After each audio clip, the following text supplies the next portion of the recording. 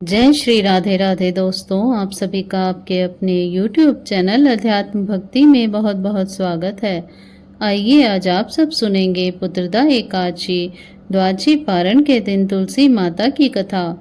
जो भी भक्त सच्ची श्रद्धा के साथ भगवान विष्णु का पूजन करते हैं, भगवान शालिग्राम का पूजन करते हैं, माता तुलसी का पूजन करते हैं, एकादशी माता का व्रत करते हैं, इससे भगवान श्री हरि विष्णु अति प्रसन्न होते हैं और अपनी कृपा प्रदान करते हैं।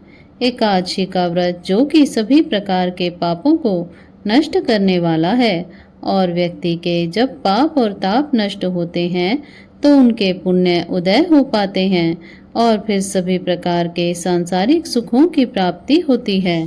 तुलसी माता का बड़ा ही विशेष महत्व माना गया है। भगवान श्री हरि विष्णु के पूजन में तुलसी जी का बड़ा ही विशेष महत्व होता है।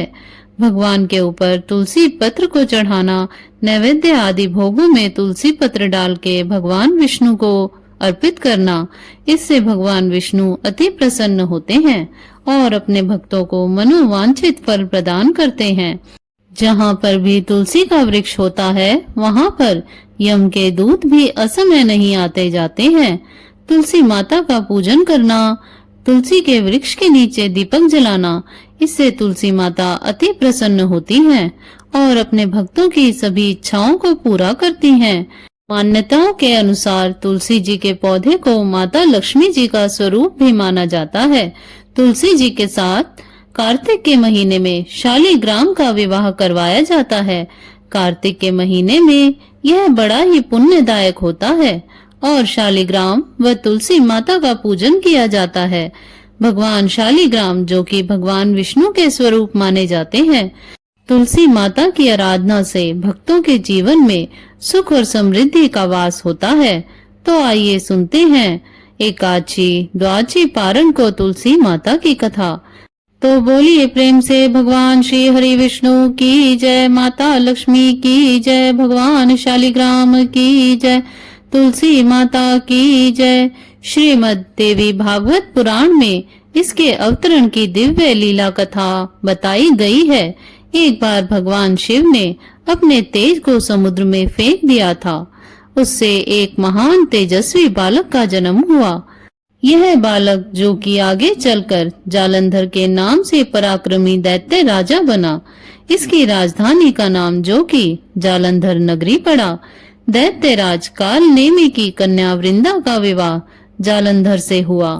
जालंधर जो कि महाराक्षस था, अपनी सत्ता के मद में चूर होकर उसने माता लक्ष्मी को पाने की कामना से युद्ध किया, परंतु समुद्र से ही उत्पन्न होने के कारण माता लक्ष्मी ने उसे अपने भाई के रूप में स्वीकार कर लिया।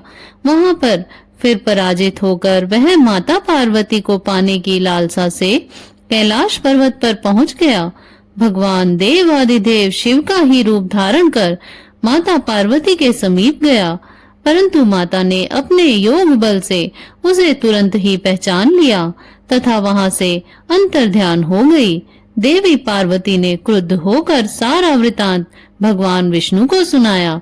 जालंधर की पत्नी वृंदा अत्यंत ही पतिव्रता स्त्री थी। उसी के पतिव्रत धर्म की शक्ति से जालंधर ना तो मारा जाता था और ना ही पराजित होता था। इसलिए जालंधर का नाश करने के लिए वृंदा के पतिव्रत धर्म को भंग करना अति आवश्यक था। इसी कारण भगवान विष्णु ऋषि का वेश धारण कर वन में पहुँचे। वहाँ वृंदा अकेली ही भ्रमण कर रही थी। वहाँ पर वह घूम रही थी। भगवान के साथ दो मायावी राक्षस भी थे, जिन्हें देखकर वृंदा भयभीत हो गई। ऋषि ने वृंदा के सामने पल में ही दोनों को भस्म कर दिया। उनकी शक्ति को देखकर वृंदा ने कैलाश पर्वत पर महादेव के साथ युद्ध कर रहे अपने पति जालंधर के बारे में पूछा। ऋषि ने अपने माया जाल से दो वानर को प्रकट कर दिया। एक वानर अपने हाथ में जालंधर का सिर लेकर खड़ा था तथा दूसरा वानर अपने हाथ में उसका धड़ लेकर खड़ा था। अपने पति की यह दशा देखकर वृंदा मूर्छित होकर वहीं पर गिर पड़ी। होश में आने पर उन्होंने ऋषि रूपी भगवान से विनती की कि वह उसके पति को जीवित करे।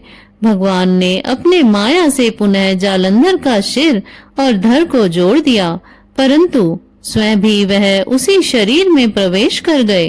वृंदा को इस छल का जरा भी पता ना चल पाया। जालंधर बने भगवान के साथ वृंदा पतिव्रत सा व्यवहार करने लगी, जिससे उसका सतीत्व भंग हो गया। ऐसा होते ही वृंदा का पति जालंधर, जो कि भगवान शिव से युद्ध कर रहा था, यह युद्ध में हार गया और वह मारा गया। यह सारी लीला का जब वृंदा को पता चला तो वह क्रुद्ध होकर भगवान विष्णु को, जो कि शिला होने का श्राप देकर तथा स्वयं भी सती हो गई। जब वृंदा भस्म हुई तब वहां पर तुलसी का पौधा उगा। भगवान विष्णु ने वृंदा से कहा कि हे वृंदा, तुम अपने सतीत्व के कारण मुझे लक्ष्मी से भी अधिक प्रिय हो गई हो, तो अब तुम तुलसी के रूप में सदा ही मेरे साथ रहोगी। जो मनुष्य मेरे शालिग्राम रूप के साथ तुलसी जी का विवाह करेगा, पूजा करेगा, उसे इस लोक और परलोक में विपुल यश की प्राप्ति होगी। जिस घर में तुलसी होती है वहां पर यम के दूत भी असमय नहीं आ जा सकते हैं। गंगा नर्मदा के जल से स्नान तथा तुलसी का पूजन बराबर माना जाता है, चाहे मनुष्य कितना भी पापी क्यों न हो। मृत्यु के समय जिसके प्राण मंजरी रहित तुलसी और गंगा जल मुख में रखकर निकल जाते हैं, वह पापों से मुक्त होकर बैकुंठ धाम को प्राप्त होता है। तो जो मनुष्य आंवले के छाया में अपने पितरों का श्राद्ध करता है और उसके पितर भी मोक्ष को प्राप्त हो जाते हैं। इस प्रकार से जो भी भक्त सच्ची श्रद्धा के साथ भगवान विष्णु का पूजन करते हैं, भगवान विष्णु को तुलसी दल अर्पित करते हैं, भगवान शालिग्राम का पूजन करते हैं, माता तुलसी का पूजन करते हैं, भगवान शालिग्राम के साथ माता तुलसी का विवाह संपन्न करते हैं, उन्हें विपुल यश की प्राप्ति होती है तथा सभी प्रकार के पापों का नाश हो जाता है तथा सभी प्रकार के मनोरथ सिद्ध होते हैं। तो बोलिए प्रेम से भगवान विष्णु की जय, लक्ष्मी माता की जय, तुलसी माता की जय, भगवान शालिग्राम की जय, सर्व देवी देवताओं की जय। इसी प्रकार से जो भी भक्त सच्ची श्रद्धा के साथ नियम और निष्ठा के साथ भगवान विष्णु का पूजन करते हैं, भगवान शालिग्राम का पूजन करते हैं, तुलसी माता का पूजन करते हैं, तो उनके सभी प्रकार के दुख और कष्ट दूर हो जाते हैं तथा भगवान विष्णु की कृपा से, माता तुलसी की, लक्ष्मी जी की कृपा से व्यक्ति के सभी प्रकार के पाप और ताप नष्ट हो जाते हैं तथा सुख और समृद्धि की प्राप्ति होती है। तो आशा करती हूँ आपको यह जानकारी अच्छी लगी होगी। ऐसे ही ज्ञानवर्धक जानकारियाँ प्राप्त करते रहने के लिए, व्रत पूजा आदि के बारे में जानने के लिए तथा कथा को श्रवण करने के लिए यदि आप चैनल पर पहली बार आए हैं तो चैनल को सब्सक्राइब कर लें, ताकि आने वाली वीडियो की नोटिफिकेशन आपको समय से मिलती रहे। वीडियो को लाइक करें, शेयर करें। सुखी रहें, स्वस्थ रहें। जय श्री राधे राधे। धन्यवाद।